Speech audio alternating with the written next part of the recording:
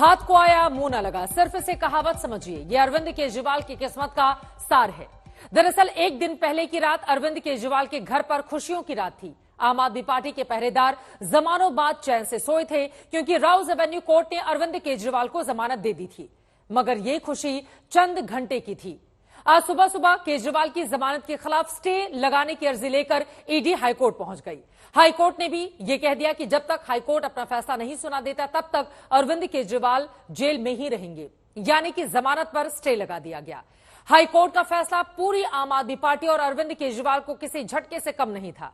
जमानत मिलने के बाद आम आदमी पार्टी के जो नेता लोकतंत्र की जीत और न्यायपालिका की जय के नारे लगा रहे थे, जमानत पर स्टे के बाद वही तानाशाही का राग गाने लगे।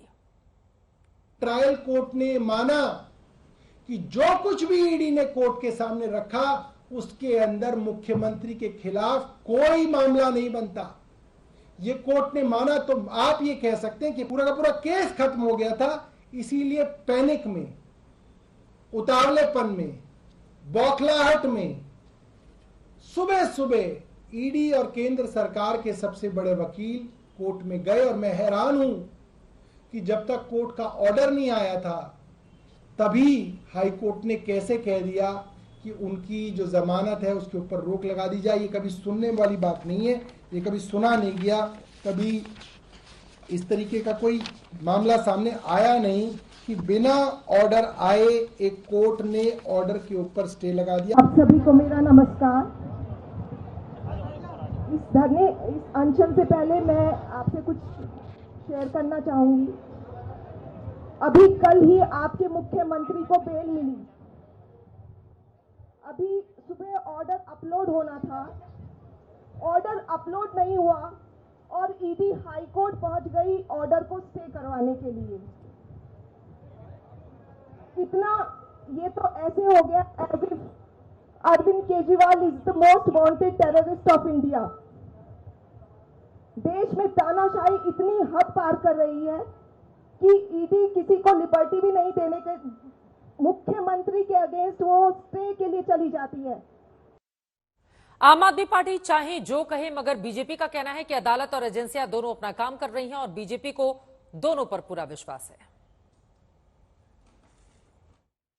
हाईकोर्ट के संज्ञान में जो भी बातें आई होंगी, तो अगर उन्होंने स्टे लगाया इसका मतलब कि कहीं ना कहीं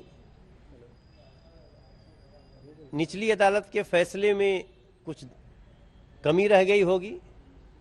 हमारा कोर्ट पे विश्वास है, जांच एजेंसियों पे विश्वास है और हमें पूरा विश्वास है कि कोई कितना भी कुचक्र रच ले, दोषी को सजा मिलेगी और जो निर्दोष होगा वो बचेगा। तो एक तरफ भारतीय जनता पार्टी अदालत और एजेंसियों पर पूरा भरोसा जता रही है, तो वहीं दूसरी तरफ अरविंद केजरीवाल के आम आदमी पार्टी को लग रहा है कि दरअसल जानबूझकर अरविंद केजरीवाल के खिलाफ इस तरह की साजिश रचने का काम भारतीय जनता पार्टी की ओर से किया जा रहा है। दोनों ही तरफ से आरोप प्रत्यारोप का दौर जारी है, लेकिन इन सब के बीच सच्चाई यही है कि जेल से फिलहाल बाहर अभी नहीं आ रहे हैं जब तक स्टे ऑर्डर है, और उसके बाद आगे क्या होगा यह भी बड़ा सवाल बना हुआ है। संजय शर्मा हमारे संवाददाता जुड़ चुके हैं ज्यादा जानकारी के साथ। संजय, अब सबका सवाल यही है कि पूरे मामले में आगे क्या होगा? अब इसमें आगे चित्रा बस यही है कि इंतजार करना पड़ेगा, क्योंकि अदालत ने आज दिन भर सुनवाई की है और जिसमें आम आदमी पार्टी की तरफ से यानी अरविंद केजरीवाल की तरफ से डॉक्टर अभिषेक मनु सिंघवी और विक्रम चौधरी इन्होंने दलीलें पेश की हैं और ईडी की तरफ से एएसजी एसवी राजू ने।